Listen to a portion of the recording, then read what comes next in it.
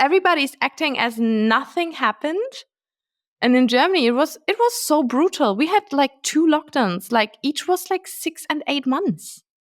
I wasn't like they were a curfew, and this is why I found Nostr so fascinating. It's like, this is why this affects me so personally, and people like why I'm so passionate about it. It's like, oh my God, there is hope.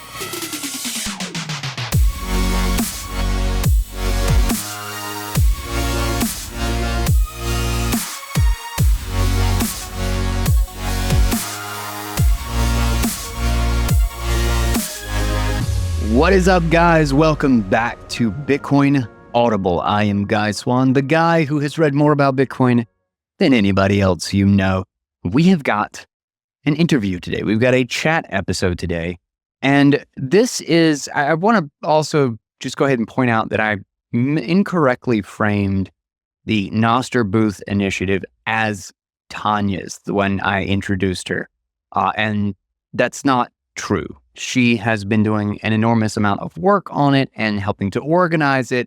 But the Nostr Booth Initiative, for those who don't know, was this thing that kind of sprung up out of the community to crowdfund and bring together a booth for everything in Nostr at all of the Bitcoin conferences. And it was such a cool idea. I saw it and I'm pretty sure I zapped a bunch the first time that it came across my feed, and I hadn't seen or known where it was until very recently, is that this has been kind of picked up and they want to bring it to all of the Latin American conferences and basically all of the Bitcoin conferences.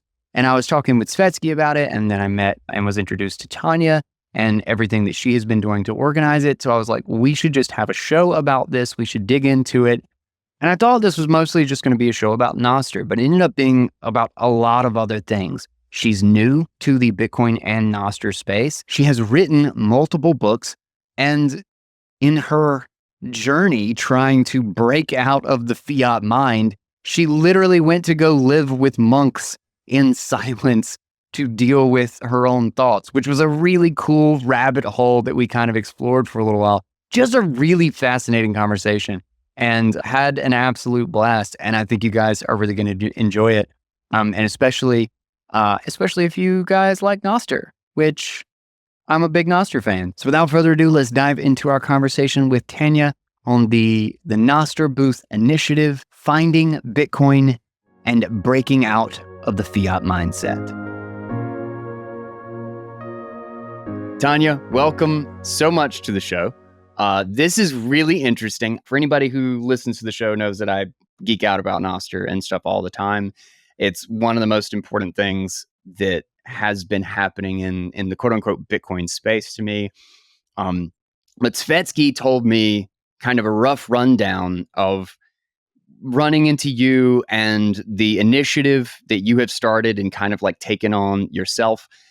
And I was just immediately like, this is such a cool idea. And it's so like very Nostr too. Like it was the whole ethos of it like encompassed.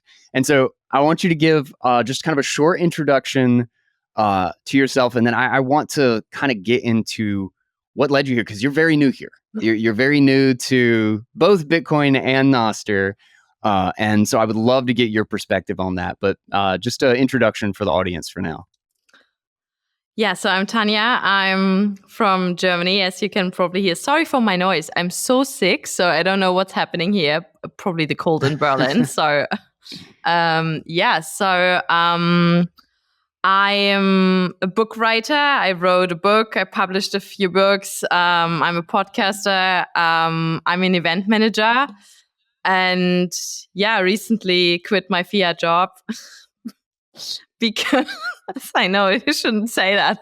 I mean, because no, that's a big thing here. We all strive to quit our Fiat job. That's a great thing. It's like that's a great way to start this out. When I tell that people like here, I just quit my job. I work like for Bitcoin and Nostr kind of, and they was like, which cult did you join? Like. That's about how it is. That's about how it is. Apart from my parents, they are like, do whatever you want to do. We support you. Yeah. This is like, That's awesome. I mean, That's not financially, unfortunately, but like emotionally. Awesome. We support you. We support your decisions. Good luck. Good luck with that. No. Yeah, so that's me. I'm very new, as I said, to Bitcoin and Nostr, and still finding my way. I'm not gonna lie. It has been like the last couple of weeks and months has been very intense.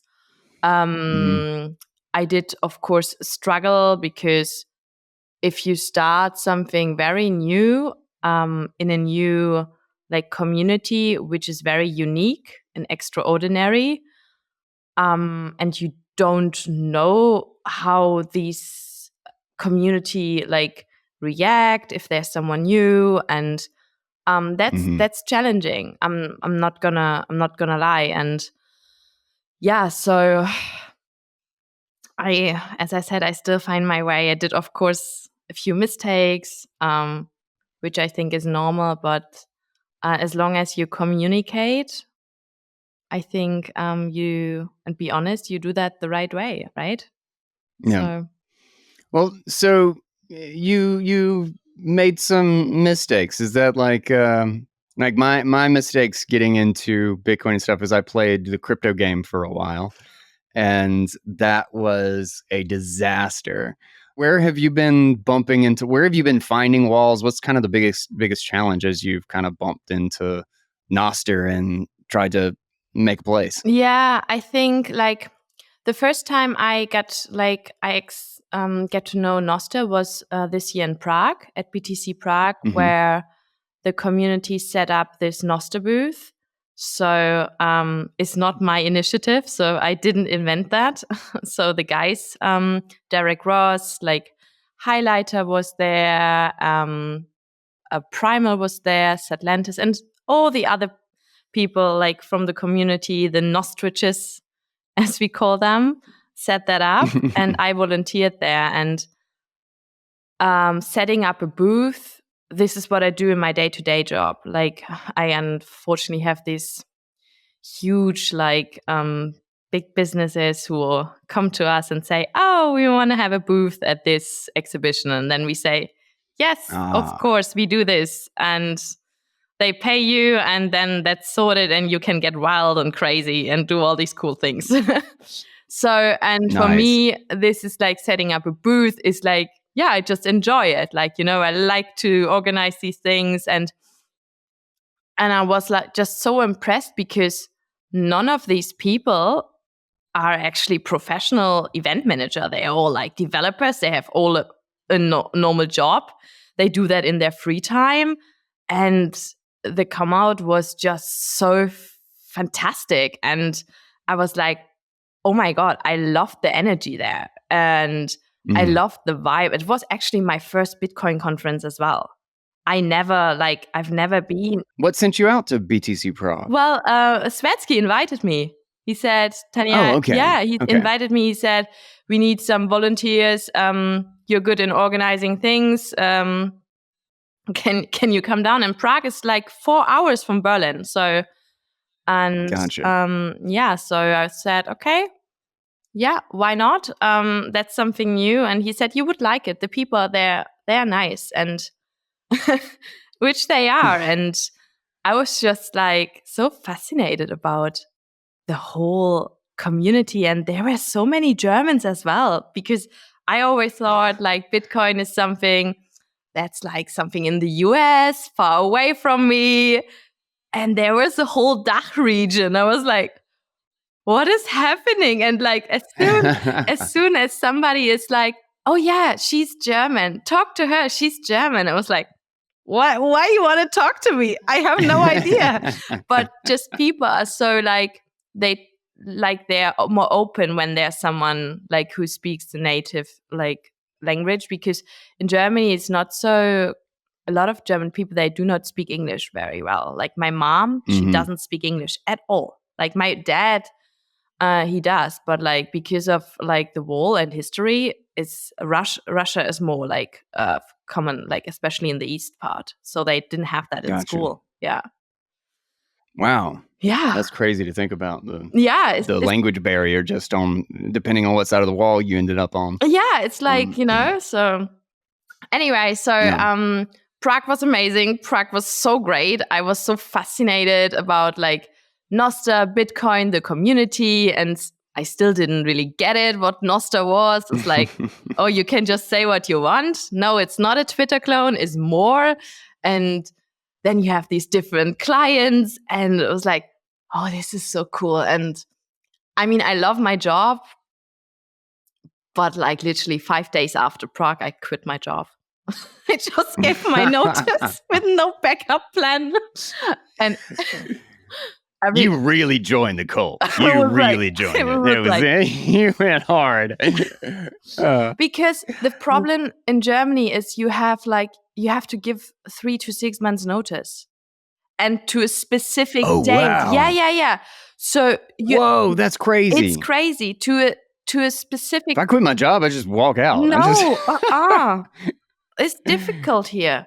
And you have also a cutoff date. Like, let's say I quit I have to quit until the 30th of June to get out at the 1st of October. If I miss that by a day, you get out not before January. Wow. Yeah, so this crazy. Is super but that's normal. That's crazy. Yeah. It's like, yeah. When I lived in London a couple of years ago, I was like, I just can walk out. Yeah. And that's crazy. That's crazy. I had no idea. Yeah, that's why I said, you know what, just let's do it. And I mean, you have 6 months to go, like you will figure out.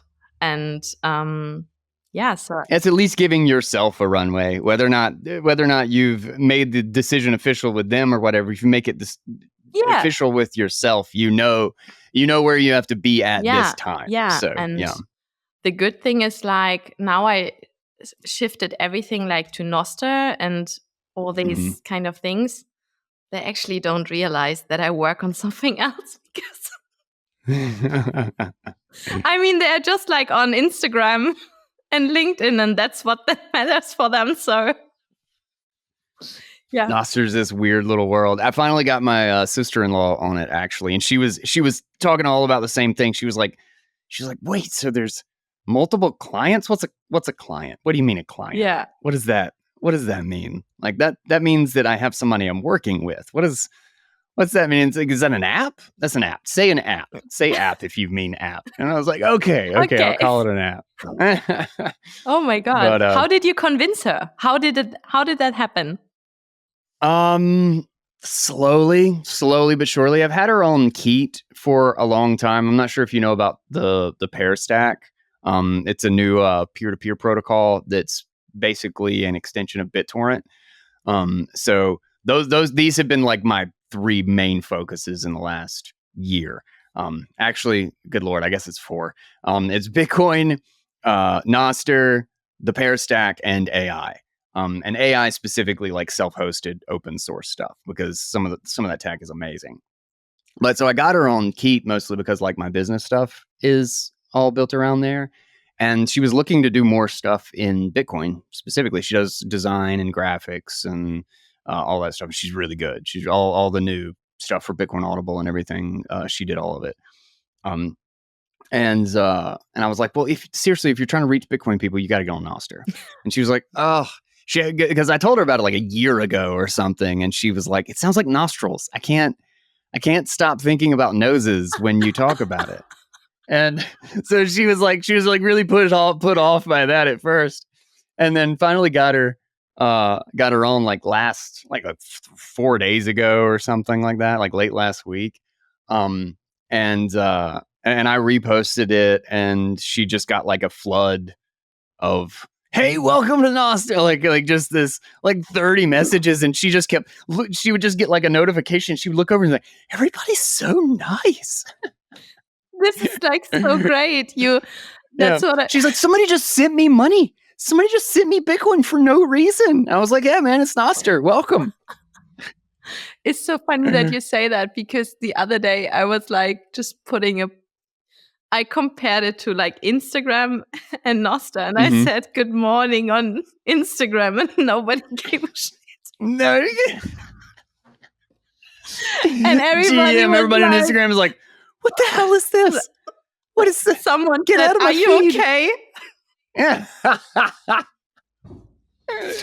And then I did that, of course, on Nostr, and I was like, with my coffee and maybe a picture, good morning, have a blast, and everybody, good morning, and sending me stats. It was like, hope you're having a fabulous week. I was like, oh, guys, this is so nice. This is great. Man, it is hard not to gravitate towards like energy. Yeah. And so many Bitcoiners and people on Nostr carry it. And I really think it's just because they're hopeful. Yeah. That it's like we can fix all of this stuff. We're just in such a mess. There's so many problems stacked on top of problems. And I think so many people are just kind of lost in the, what there's no path here. There's no anything. But you go to Bitcoin and Nostr and everybody's like, fuck that, I'll build an app for it. Yeah. Yeah, we can do that. We can fix that. And that's so nice. I mean, go outside, go to the supermarket, say hello in the supermarket. They will say, what is wrong with me? I mean, especially in Berlin, I mean, if you say good morning, oh my God. I mean, you can be happy that you not get punched, right? So what do you mean by that? If you cry, that's absolutely fine. That's normal. But yeah, so it's a very happy place, and the community has been great. And like I have at Prague, I met so many amazing people I've never seen or met in my life before. And then I went to Nostriga, and the same people showed up there as well. And it was like a family get-together. It's like a traveling troupe, man. I was like, oh my God. And all over the world. And this energy and this buzz, and you meet new people, and then you have dinner with them, and wow, then you have this excitement, you have this, I don't know, you have this energy. We're the best cult. We're the best one. It's so really? You don't sleep and still have so much energy, and then you come back. And I was so depressed, after this week coming here. I was like, no. That's why you gotta go GM on Nostr. You gotta exactly. You gotta get your daily dose. Gotta get your daily dose. Yeah. Oh man. So tell me about the book. So I'm not sure how much you know about me or the show or whatever. I'm the guy who's read more about Bitcoin than anybody else you know. I heard that. And in that vein, I'm always keen for new books. I don't only read about Bitcoin. Oh, good. Because my book is not about Bitcoin at all. I imagine it's probably not. If you're weeks into Bitcoin and Nostr here, that would be crazy. No, that would be wild. It took me 1.5 years to write and publish my first novel. Yeah, man, books, dude. Books are a thing. But it's amazing. I love to write. It's so nice. Yeah. It's healing. I started writing as a therapy method. Can you say that? Yeah. Yeah. I was working in from 2015 to 2019-20 in London. Mm-hmm. I worked there in the real estate industry, and I was the manager. So that was a very, very hard Fiat job. You work a lot, you don't sleep, you burn out completely. I mean, I was in my mid-20s when I started, and wow, that was just, I mean, you are successful if you want to be, you earn a lot of money, but what you give, you leave your own life at the door, you give up your life, you don't have time for my family wasn't there anyway, and you have no time for friends or anything else, so you just work, and that is cool for a couple of years, and then at one point it loses its luster. Yeah, a bit.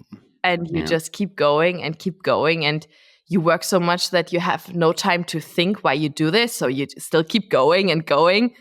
And at one point I realized my parents came to London and they looked at me and I was like physically there, but mentally I disappeared somehow. And I remember my dad saying something like, Tanja, where are you? Like, where's your heart? You're cold. Like, you're cold as stone. And I was like, okay, this is weird. And then I got sick. And at one point I said, I can't do this anymore. I literally cannot. I got addicted to several kind of things. I smoked too much. I drank too much. I partied too much. So these kind of things. I got anxiety. I never had, like, I never knew this thing would happen. Like, I never heard of that word before, like anxiety. What is that?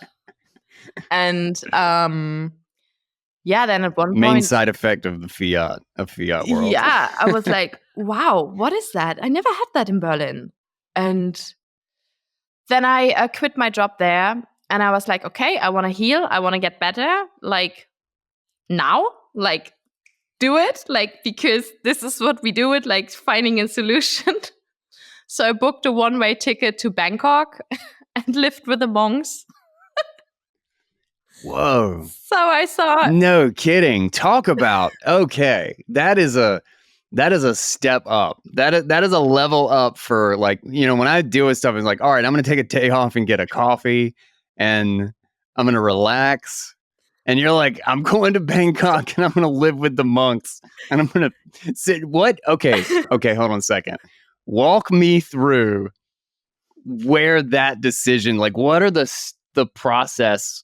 What's the process of getting there? So I was thinking something is wrong with me. Because I, like, of course I wanted to heal, like, and I couldn't take a pill, obviously, like, or medicine to just like make that appear. And then I was like doing a little research and I heard about people like saying, oh, they've been to this silent retreat or do meditation and things like that. And there was this one woman who had a blog and she was like, oh, I spent 21 days in a temple with monks, just having like a soup and just meditating from 5 a.m. to 9 p.m. No distraction, nothing. And so I walked out as a different person. And I was like, I want that. Exactly. This is what I'm going to do. I can do it because, like, if I survived my job, somehow I do this. So I emailed this temple in Doi Suthep, up north in Chiang Mai it was. And I was like, yes, I would like to do this 21 course. I can do it. And they were like, have you ever meditated before? What's your situation? It's like, not a problem. I haven't. But I just quit my Fiat job in London. I'm super stressed. I just want to heal. And they said, we start with 3 days, maximum 5. But otherwise, this is going to be dangerous for you. I was like, what is wrong with these people? It's like, why? Why is that dangerous? I mean, just sitting there doing nothing, right? Yeah. Well, yeah. So I came there. They took everything from you, like the phone. You were just allowed to wear white clothes. You were not allowed to talk at all. You were not allowed to do yoga, sports, exercise. You were just live by the schedule, which means getting up at 5 a.m., then having at 7 breakfast, which is a soup, then lunch at 11, which was another soup, and that's it for the rest of the day. You were allowed to drink water, of course. Yeah. But nothing else, really. No reading, no writing, nothing. Literally. You were alone with your brain. Exactly. Yeah. And there was one part where you were allowed to, like, have a conversation with a monk every day for 5 minutes as a check-in.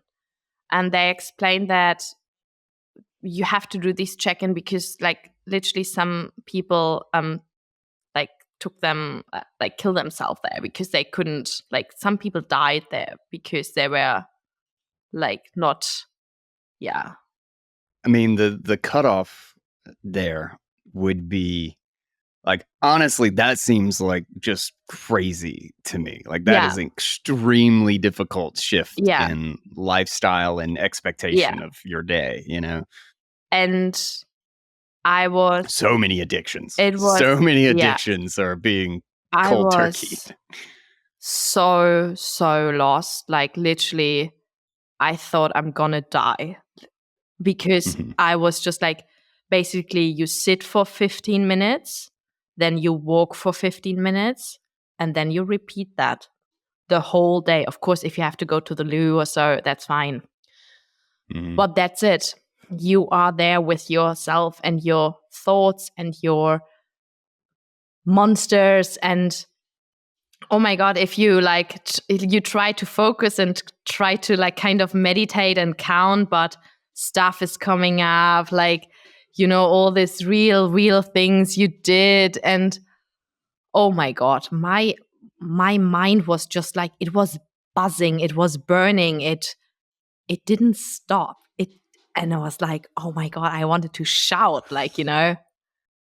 That's so crazy to think about because, you know, so much of what we do, I mean, this is like one of my quote unquote coping mechanisms, so to speak, is I busy myself. You know, if I'm trying to deal with something or like a shift, like I remember when my girlfriend broke up with me my freshman year in college, I worked like 12-hour days all summer. And just, I mean, I was just like, I just drowned myself in building things, you know, like that was just like a thing that has been common throughout my life.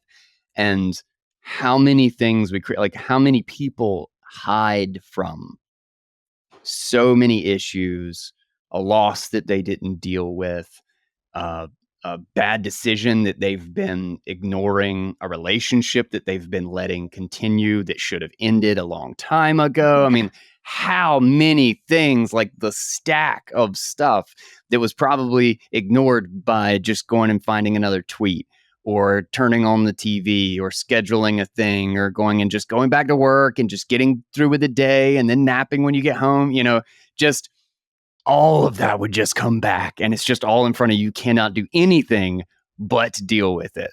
I can see, you know, when you think about it from the context of like being at a distance is, you know, just being silent for a little while. Go do that for 15 minutes. Yeah, do that. Go try to do that for 15 minutes. And it was. No, I can see that. On the second day, I was like going to the monk and I was like, this is not for me. It doesn't work. My God. And he was like, okay, you can go, but you're weak. I was like, excuse me? What did you say to me? I was so offended. I was like, did you just call me weak? So I stayed for 5 days. I literally stayed for 5 days.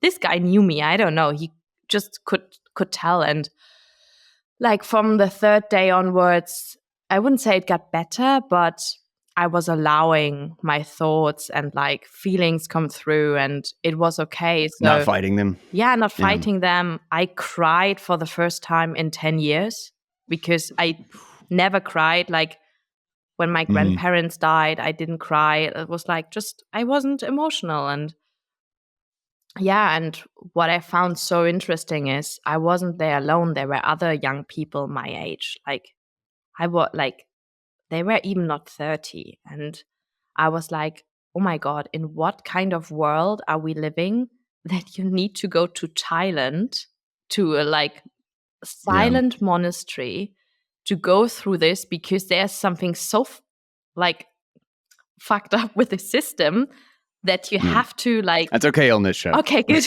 I was like, can I say that? That you have to like, work through that. And that is like, and after that, I was just so grateful. I called my parents crying, saying them I love them. I fixed so many friendships where really like did mistakes when I was still in London. I wasn't a nice person. And so I really worked like on myself. And then I started therapy, obviously, to just like go through this process. And then I started writing and I wrote everything down. And somehow, like a friend of mine, she was like, "Oh my God, you do write very well." I was like, "What?" And she's an editor, and she said, "Do Mhm. you know?" And just write it down, like do that from a third person, just rename the characters, like make a little story, but this is good. So this is what I did. And I wrote that because I want to have like given people an opportunity to say something who can't say something, if that makes sense, you Mhm. know? Yeah. And because otherwise I could just have written it and didn't publish it. But I think I'm not the only person who's been through that. So many people like face these kind of things, but they're afraid to talk about it. They're afraid to talk the uncomfortable topics. So yeah, so this is what I did. And that happened during the pandemic. So because you have time then. Wow. Yeah. Yeah. That's crazy. That's that's bonkers. Um, so it was a novel, and have you written multiple books Yeah. since then? Have I did another one. I'm just looking at it because it's over there, where I like wrote about my breakup with my ex-boyfriend. So mhm. Yeah. because this can be very traumatizing as well, and yeah, it heals somehow, you know. So it heals, makes life easier, and yeah, but that's in German only. Oh, oh, gotcha, gotcha. There was who was it? I don't know, I'm sure this is probably, I'm sure plenty of people have said something along these lines, but it was something about like writing is the process of actually defining thoughts, Yeah. of actually making a thought something ethereal and weak and poorly edged into something concrete and real. Um, and I tell you what, man, writing is not easy. I have to salute anybody like the fact that Svetsky has finished the Bushido of Bitcoin, and I am so excited about that book. That one, I'm pretty jazzed about that one. But hats off to anybody who can finish a book, man. I have a hard enough time finishing 5-minute video scripts. But I think once you're in the flow, I mean, Mhm. it was like, and of course I had months where I couldn't write. I couldn't write a single word. Like, Yeah, and yeah, those days there were no ChatGPT, there were no AI. So, like, you know, there was like yeah. you have to think. Like your brain actually has to work. And Mhm. yeah, so what helps me is just like going for a walk, like, or like I do run a lot. And then you have ideas, things are coming up. So yeah, so who sees which kind of novel is happening next? So when you joined the cult very recently, Yeah. and so you have kind of taken the Nostr Booth Initiative on. You've kind of adopted it to kind of head it off here. Can you give me more details? Because I kind of bumped into it on Nostr. Probably it was Derek Ross or somebody sharing it out or whatever that I was seeing, and I was like, "Oh, this is kind of cool." But I didn't know if it was going anywhere. I thought it was just kind of like a random pop up thing. But then it seems to have been more concrete, and this is related to. So this is very much in line with what you did. So at some point recently, you switched to event planning and doing like booths and stuff, and now you have quit that or set things up to quit that, and you're going to be doing Nostr, Bitcoin, whatever you can do in this space. Kind of give me the play by play of that story. Who? Yeah. So basically, I mean, their Nostr booth also happening like initially for me, it's a community. It's not just like me who is saying, "Oh, this is the Nostr Booth Initiative." No, Sure. it's like the guys. I don't mean to frame it like that if it comes across like that, but yeah. I mean, it's the thing is like, this tour we're gonna plan will be in South America. So there are 3 big conferences, which is La BitConf, SatsConf, and Adopting Bitcoin. And all of them would like to have a Nostr like booth at the conferences. And like the thing is, why I took this on is developers and all these kind of amazing like businesses, they have no time. Like, the hassle is so much in like organizing not just one conference, it's 3. It's 3 booths, it's 3 setups, it's 3 cities across South America. And what started like with just a booth turns into a whole like, I don't know. It's like we have Nostr days now. So like after every conference, there will be a whole Nostr day. And so there are amazing communities in these cities already. Like in Buenos Aires, there's this community called La Crypta, and they do a lot of Nostr stuff. And they are absolutely incredible, super supportive, helping me so much. But what they don't have is money. They don't have funding. Like, they want it. They are supportive. They have the community house where we have the whole Nostr day, the day after the conference, where we will have then workshops and panels and onboard people.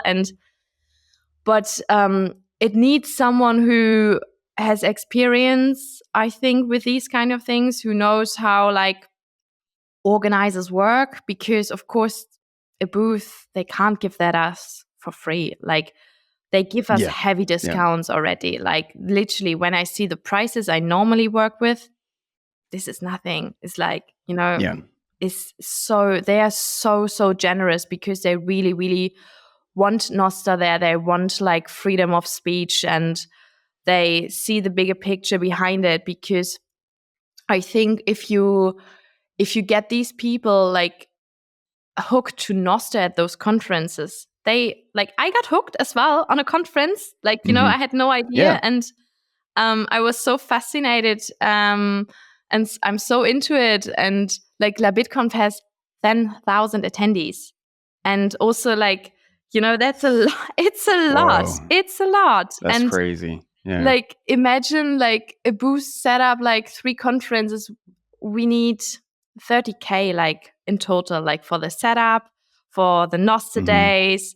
I also like have Max the Marco on board, who is doing some footage and like, some videos. And Max does a lot of great videos. He's so cool. He's done a great job. He's so cool. And I mean, his Nostr documentary with Jack Dorsey was just mind blowing. And now he wants to like go to South America and is like coming with us and supporting like this with his work as well. And this just brings it on a different level. And I think, I don't know where I wanted to go with this thought, but now.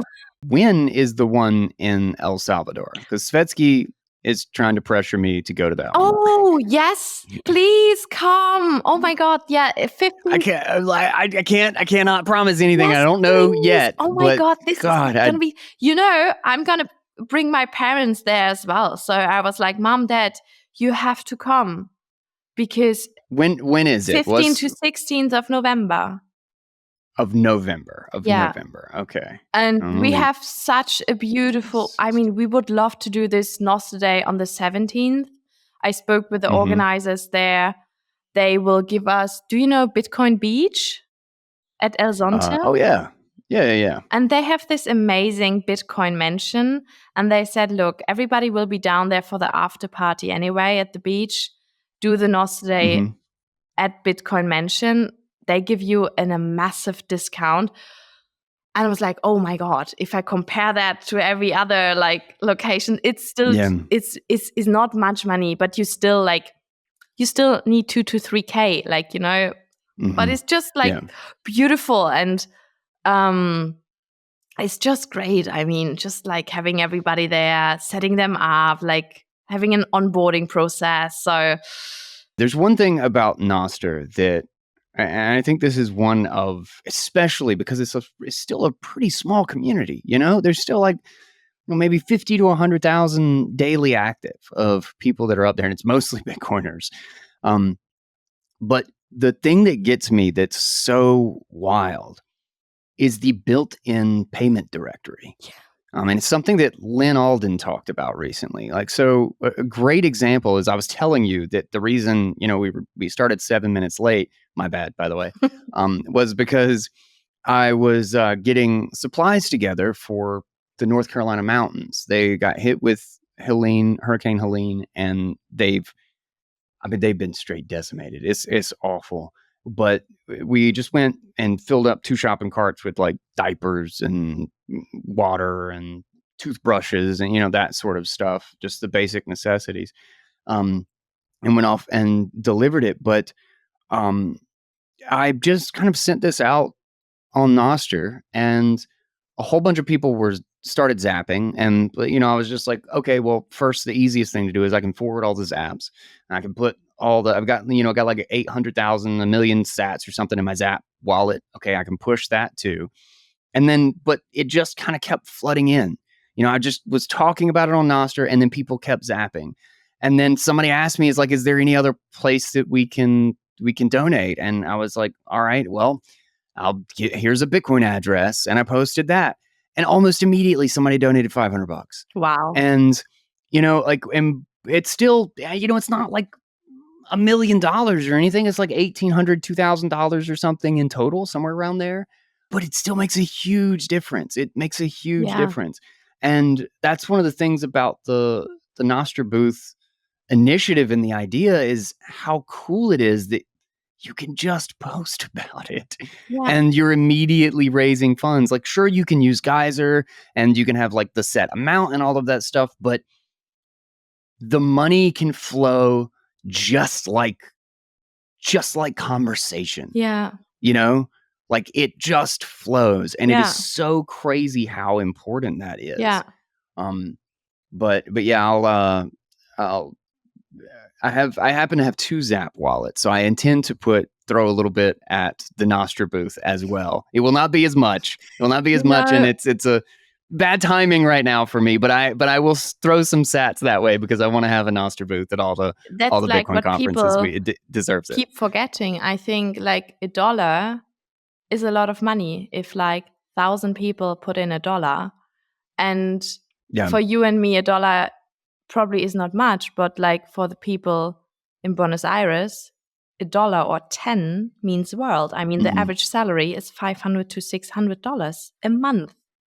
So when I say they don't have money, they really do not have money. And I mean, I'm not rich, but it's like, I can pay for my flights. Like, I can pay for my accommodation. And I'm so, so willing to do that if that means you can do something for the future and have actually a future and have hope. Because, I mean, what am I going to do with that? Like, buy me new clothes? No. Like, so, like, what's the point? And, so that's actually a good thing because, like, right now we have the Geyser Fund. Because on Nostr, maybe I put just all my sats in. Like I tell people zap me, and I just put everything on Geyser. Yeah, that's good. Well, I was like, no, that's exactly what I do. Is if I'm ever trying to raise for something or just trying to push it somewhere, it's the easiest way because they're going to see your post talking about it and then zap that and just forward it along. You know? And go right over to Geyser and just dump it in there. Yeah. No, that's good. I do that. That's cool. See, learned something new today again. This is great. Now I'm curious too, since you were talking about your dad in East Germany, and were both of your parents from East Germany, or no. So we are, or East Berlin. I mean, we are West Berlin. So, but I mean, officially Berlin is like from the east, but it's a west part, so it's different. Okay, gotcha.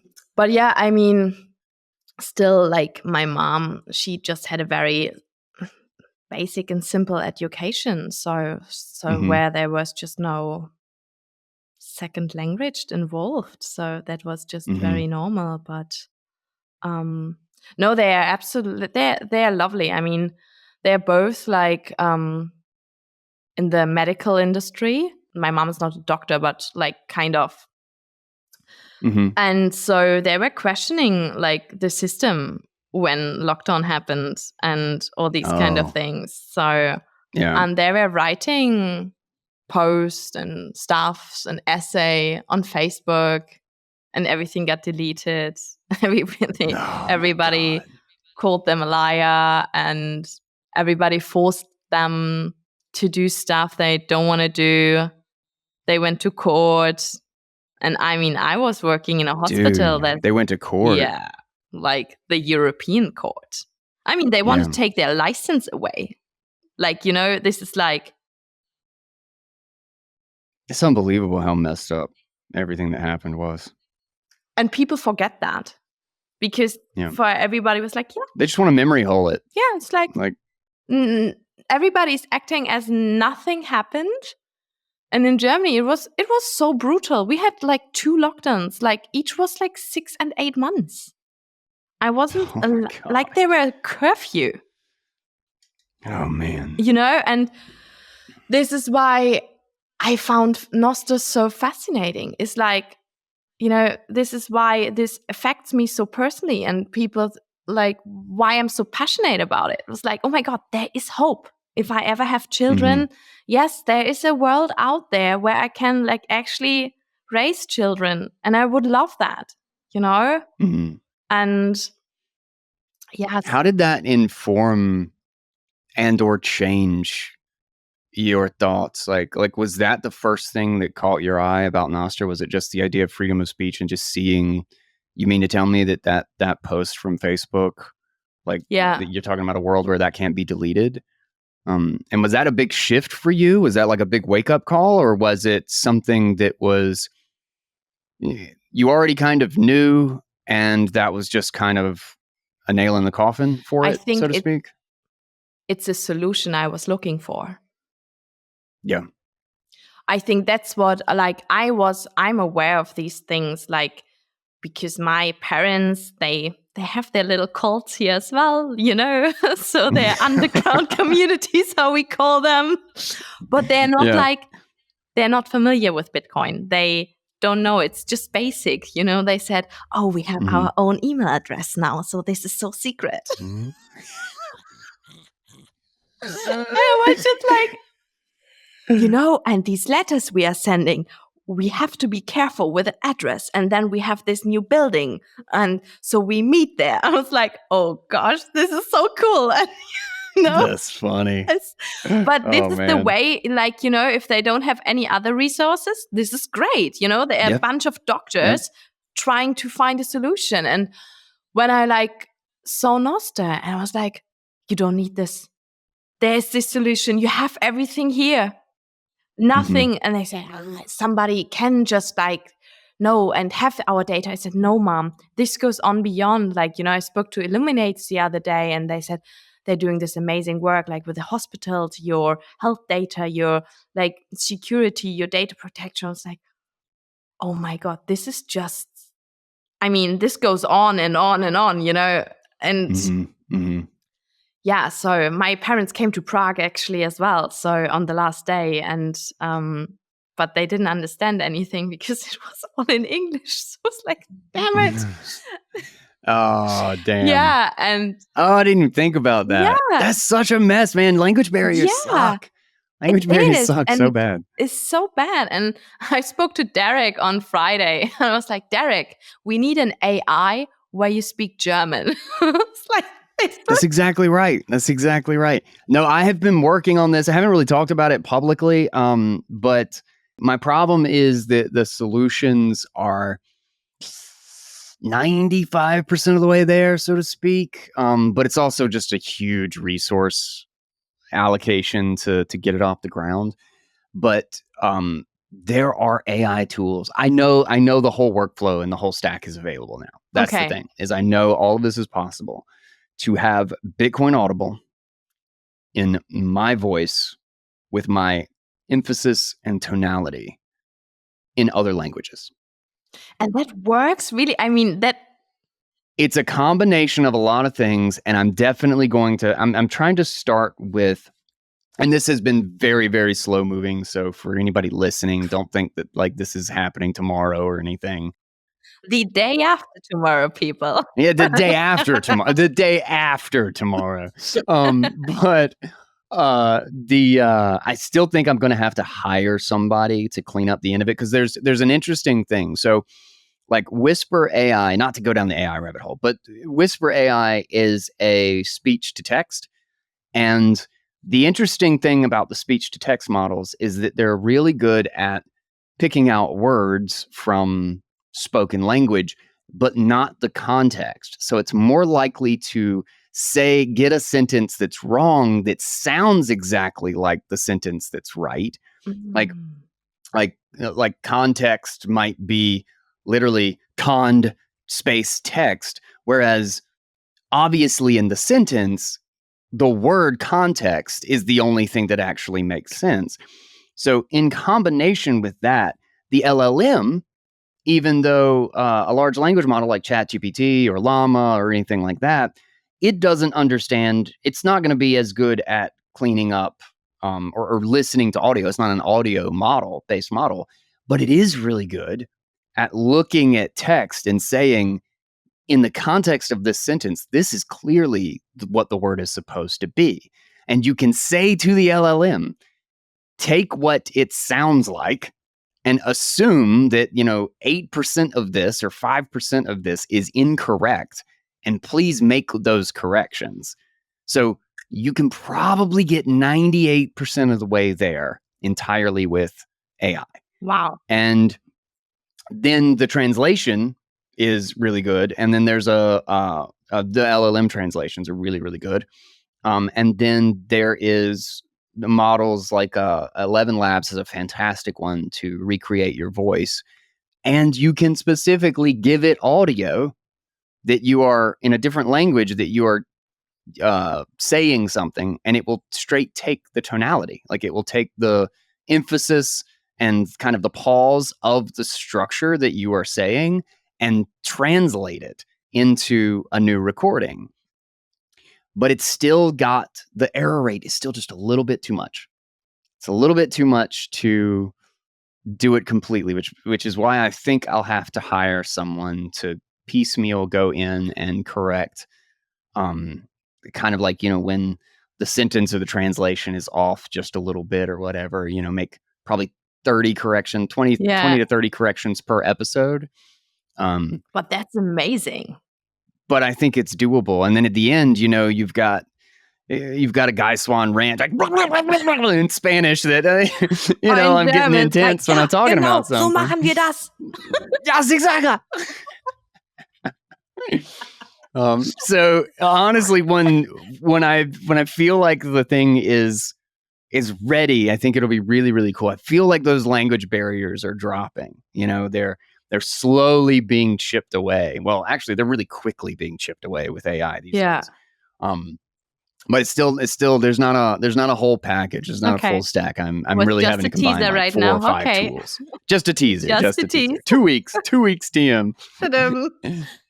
Mom, Dad. So this Guy Swan said you can now tomorrow. You look it up. You will be ready. Oh man. By the conference. 100%. By the conference. Don't you worry. Oh man. Well, kind of give me a laid out of where you're planning on going with this. Like, so you quit your Fiat job. Do you have a concrete plan? Do you have, are you just kind of like down the rabbit hole, just like chasing what you're passionate about and what you're wanting to dive into and seeing where things... Some people think this is maybe a little bit naive or stupid, because normally I always have a plan, like, this is how it goes. for the first time, I don't have a plan. No, I just don't. I know when I fly to Buenos Aires, I know that my return ticket is not before mid-January. I don't know.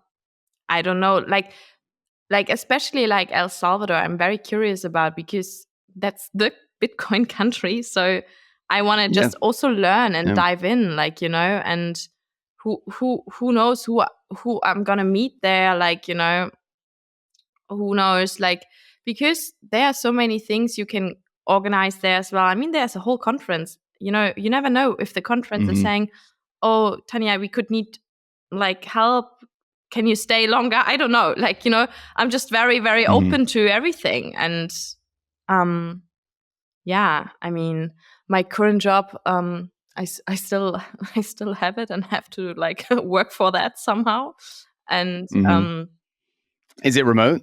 yeah, I guess it is. It is. Yeah. Okay. Yeah. Yeah. I mean, and we don't have any physical events planned until next I don't know, spring. So that's absolutely fine. And I mean, for me, is that in my ideal world is like that LATAM, the Booth Initiative, will be a very amazing success. I will just write everything down, what I learned, what I've made wrong, and then I just Oh, that's great. like, just do a blueprint. Like who was it? Avi said to me, you should do a blueprint and just like make it public. So I just do that. Dude, that's so great. And then everybody just take this, learn from the mistakes, and copy and paste it in every city, like everywhere. And especially if you're an organizer, that's a great place where you kind of fit in, especially if you're a writer and an organizer, because people discount how unbelievably valuable it is to just lay out what you did, what worked, what didn't work, and then mark that stuff off. And what you have left is something that somebody else can build off of. That's how every standard ever got created. And standards make it so that people don't have to think. Yeah, they don't have to. The reason it's easy to start this conversation is because we can say, "Hello, hey, how are you doing?" We have a standard. We know how to engage in a conversation and stuff. And like, you have to build that for all the things. It starts with these small questions. It's like, do we need security for our booth? What do you mean security? It's like, yeah, we are actually renting TVs and everything and a gigantic neon sign. There are 10,000 people in Buenos Aires. Do you think somebody will steal that overnight? Yeah, this is happening in Germany. We have here security 24/7 for our booth. Like, or how is the Wi-Fi connection? And like, is there trash like for the bin? Who's like organizing this? And all these kind of questions, like, if you don't know it. All the little things that get lost in the mix. And, you just show up and you start stacking all this stuff up, and then you just show up and it's like, wait, did nobody get trash cans? Yeah. Where's bin bags? Yeah. So, and I mean, for me, like, my biggest challenge so far is like the funding thing. I've never did that before. Yeah. It's like, when I put everything on Geyser, you need like a wallet and you need this and this. It's like, okay, how do we do this? And then, was this your first experience setting up Bitcoin stuff? Yeah. I mean, I do have like wallets, like wallet of Satoshi, and I do have that, but literally, yes, it is. And I mean, the German community here is amazing. So I'm in this like female group. They call each other Le Femme Orange. So they're like very supportive and like just like because sometimes I don't like to ask stupid questions. Like, how do I do that? Whatever. Stupid questions are great. So they're so cute and helpful. But yeah, asking for funds to like people I don't know. Dude, I'm so insecure about that. I hate it. Dude, I have and such they were like, I hate it so much. Why would I give you money? And then you have to be like, what because? No, it's like, I mean, the most like people I spoke to, like especially the Nostr businesses, because like I spoke to Yakihon the other day. They supported this initiative as well, because they do not have the money in putting up a whole booth by themselves. Yeah. I mean, these are all new. That's really cool though. Because, you know, everybody's on the struggle bus. And especially when, you know, you're looking at a community like this that is so driven by volunteers. Yeah. That is so driven by people in their spare time. Like you said, everybody's got a Fiat job. Yeah. But it's cool that you can basically, it's kind of like a joint booth. You know, it's like, okay, here's 10 clients and businesses and people who are trying to make their way in Bitcoin. Let's put them all in the Nostr booth. Let's put it all together. Like in Prague, it was. Yeah. They were sitting, like we were sitting there having a laugh, having networking, and this is just great. Like, just have a fun place to hang out and see where this goes. And when there are new people coming, just show them what Nostr is capable of, and that's the idea behind. But of course, is unfortunately these things, like, you have to pay some way, like somehow to big uphill battle. Yeah. And that's, I'm curious. If you have, like, for me, the biggest struggle is how do you keep it neutral? Like, if you have one big main sponsor, like, then it's like, you know, this is not cool. We don't like this. And it's like, and this is for me a real struggle. How do you manage this? How do you manage preferences of the different people? And I don't know. People discount. It is greatly discounted how difficult it is to work with people. Yeah, I just, like as soon as you get 4 people in a room, there's an argument at some point. Of course. You know, like on a project. Yeah. And it is not easy to deal with. It's so funny. I used to think it's like, if you had like 10 employees or whatever, it's like, that's a small company. And now I have like 5 people, 6 people that I work with. And all I can think is somebody's like 10. I'd be like, good on you. Good on you. You're amazing. You're an amazing person. I don't know how you do it. You do. Do it. Yeah. Oh my God. No, I don't. Yeah. No. Wow. I mean, running a company, I was running like an office with 20 men. That was enough in London. That was enough. Yep. Oh man. So I'm curious about your experiences with Bitcoin, with kind of like what's the UX, like what's the biggest what is this kind of feeling or roadblock that you've had with Bitcoin, or what's the greatest lack of familiarity, and then also what seemed to just kind of work that you liked? Yeah, well, for me, Bitcoin, I started actually investing in Bitcoin and taking it seriously just a year ago. I heard about it. Okay. For me, it was like this, digital money, something for other people, because I have no idea how to do it. Yeah. Literally, that was my barrier. I do not know how to work with that. So, and then it was like a friend of mine who was like, okay, this is the easiest way for you to actually save money. Download the app called Relay and do a transfer every week. You have these 25 euros every week, Tanja. Everybody has it. I was like, okay, I can manage. This is fine. And then he was like, and do this. Promise me do this. And then I did this and I wasn't checking it. And I remember at the beginning of this year, I checked this app. It's fucking doubled. I was like, what is happening? I was, okay. So I took a screenshot, sent to my friend. It's like, holy shit. What is this? What is that? He said, I told you. I was like, okay. And that's how Bitcoin do.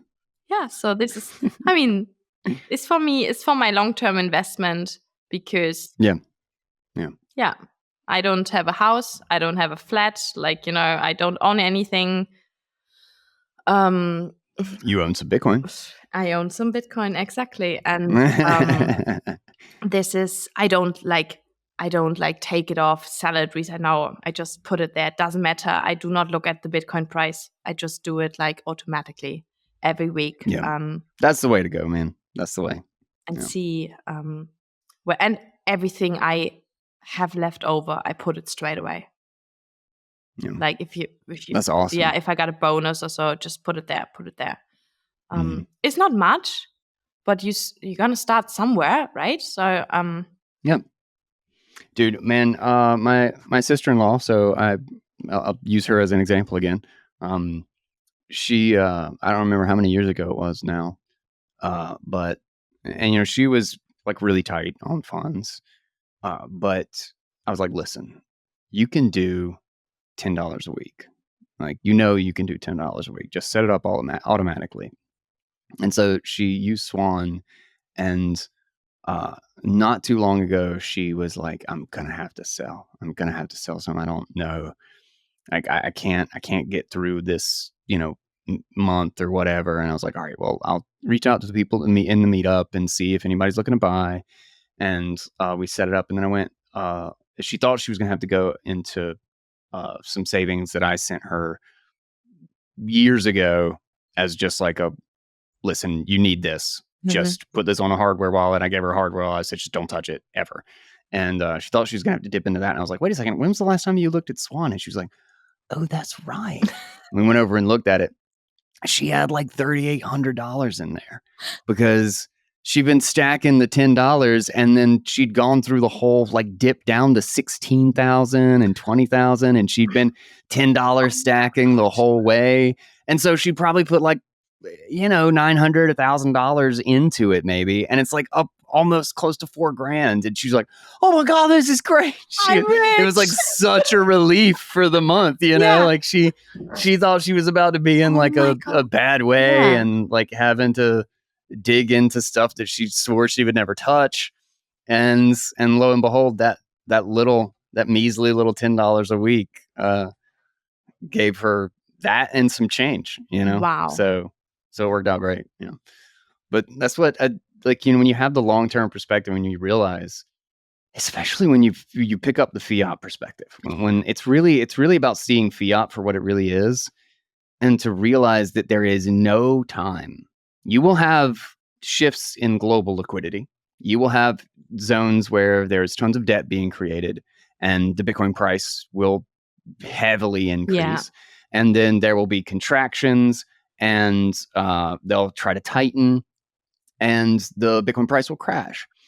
But all you have to do to understand the trajectory of Bitcoin is ask yourself two questions. Is Bitcoin going to survive?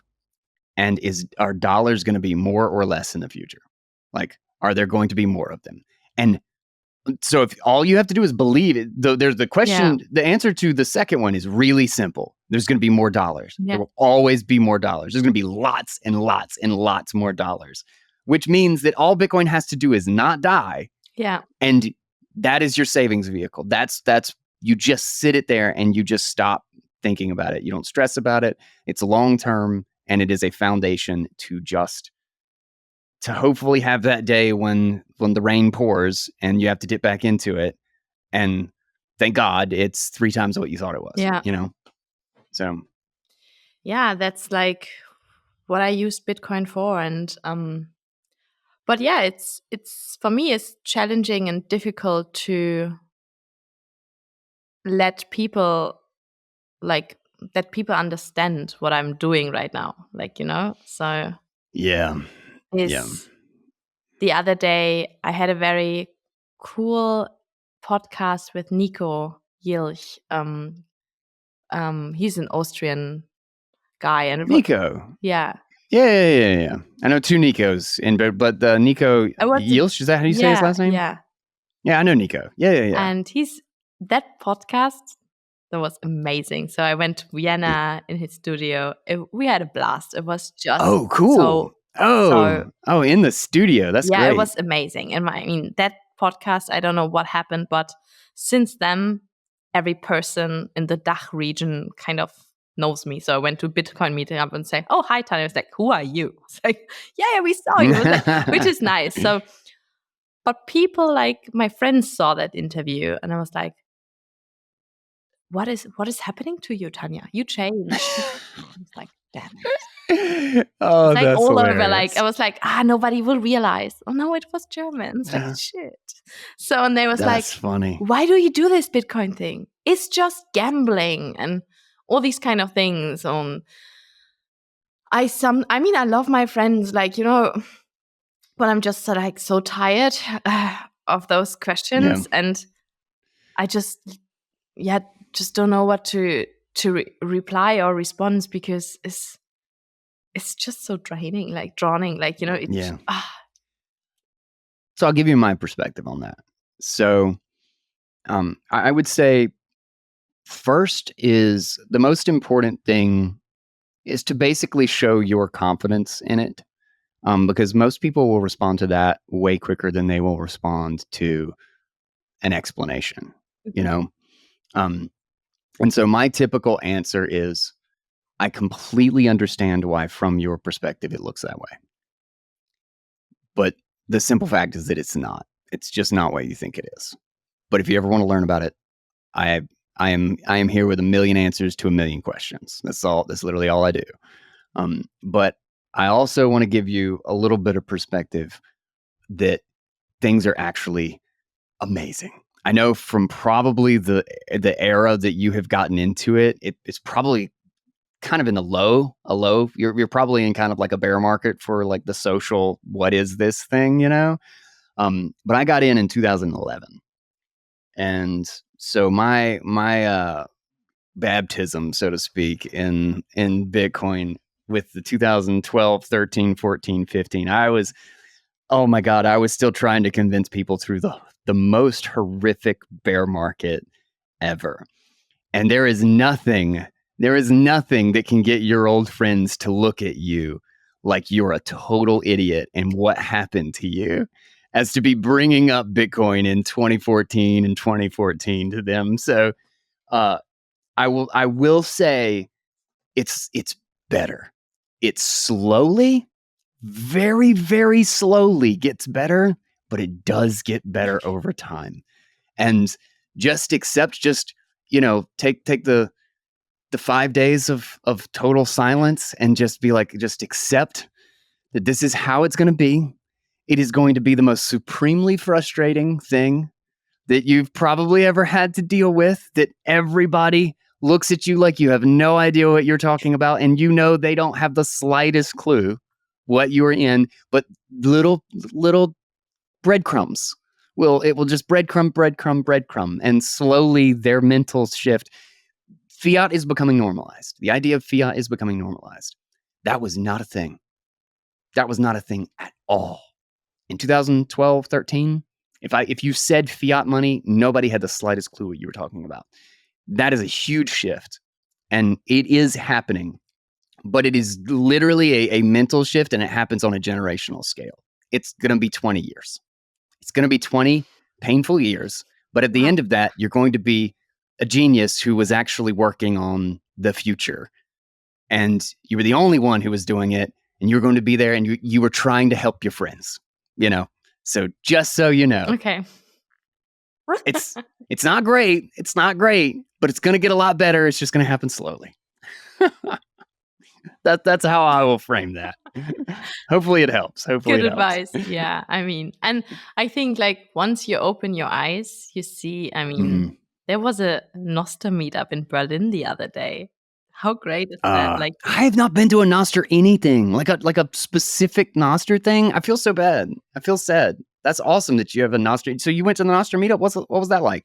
it was so funny. It was literally in a bar I would never go to. To a bar I would never. That's always where it is. That's always where it is. To a bar I wouldn't walk into. And there were just literally eight people, like 2 of them never heard of it before. Like the rest was obviously Bitcoiners. And then we had a discussion, and it was like, we had, of course, an agenda. And then we were, and I loved it because like then the other person had a question, was like, oh, Primal is so slow. What we gonna do? Yeah, have you tried out these relays? It's like, how do you do that? And they showed you, these are working, this is working. It's like, so this is how you do it. And I was like, oh my God, I would had like searched like somewhere and ask, and it was, yeah, this is just great. And that was cool. So it's amazing the power of having direct experience. Like those, man, the meetups matter, man. yeah. The real life meetups, the IRL meetups, really make a difference. And I think it's discounted because we're usually on the internet world or community, so to speak. That's like why I love this like get together on these Nostr days and the booth so much. I mean, yes, I can listen to so many podcasts, of course, and I do learn a lot, but having this physical like interaction, like face to face, you learn 18 times faster than listening to something. It's proven by science. And 100%. This is great. Well, I hope, like I said, I'm not gonna guarantee anything, but I hope that I get to see you at one of these conferences. Most likely, oh God, I'm not gonna promise, but hopefully, eventually, there's no doubt I will be at a Nostr booth, and I will be at a conference, and we will hang out and we will catch up. And hopefully Svetsky will be there, and I can give him shit about something. And but I just want to say, I know we're kind of hitting the end of our time here. I just want to say thank you for coming on the show. Thank you for being in all of this, and also you need to purple pill your parents, because it sounds like they are a prime target for beginning to understand, and that there's a billion people out there like that. They're literally at least 100 million. At least 100 million. Yeah, they will. Yeah. I'm gonna get my dad a smartphone first, right? So. Just baby steps. You get there. Yeah. So, but no, thank you so much for having me. Really, that means a lot. Thank you. Yeah, of course, absolutely. And for the audience, is there anywhere you want to direct them? In fact, I don't even think send me your Impub or whatever so I can follow you on Nostr. You follow me already. We follow each other already. Oh, I did? Yeah. Okay, I did find it. Okay. It's probably in like our email conversation or something. I just forgot about it. Oh, there it is. Yeah, okay, I found it. Okay. But yeah, we'll post that in the show notes for anybody in the description, but do your last call out or call to action here at the end of the show. Well, yeah, just make this all happen together as a community, and let's go and see where that goes. So, hell yeah. Well, Tanja, thank you so much. It's been a blast, and I'll hopefully see you at one of these sooner or later. Bye. Thank you. See ya. All right, links and details will be in the show notes. I hope you enjoyed this one as much as I did. Don't forget to check her out. We will have her Impub in the show notes, as well as a link to if you want to donate. Like I said, I need to find that. I'm going to get Johnny. I'm going to make my producer get the link together so that I can go and donate on Geyser, send them some zaps, because this is just a really cool idea, and it also just shows the unbelievable power of Nostr is that we can crowdfund without crowdfunding. You know, everything that's happened with the whole stuff in Western North Carolina and being able to just flow money to where it needs to go. It's just, I don't know, it's just given me a lot of hope, and it's just such a powerful thing. And I think it's discounted when that barrier just falls to so non-existent that you can bring capital and resources and attach it directly to the social experience. It's just really cool. So I'm excited about it. This seems really, really awesome. And I hope you guys shoot her and everybody with the Nostr Booth Initiative some sats to try to get this set up and spread the good Nostr word at all of the Bitcoin conferences. And I will catch you guys on the next episode of Bitcoin Audible. Do not forget to subscribe Do not forget to check out. We have links and details for if you want to get a cold card. We have a discount code. If you want to sign up and buy Bitcoin, we have a couple affiliate links, plus lots of other great things to share really soon. So stay tuned. And until next time, everybody, take it easy, guys.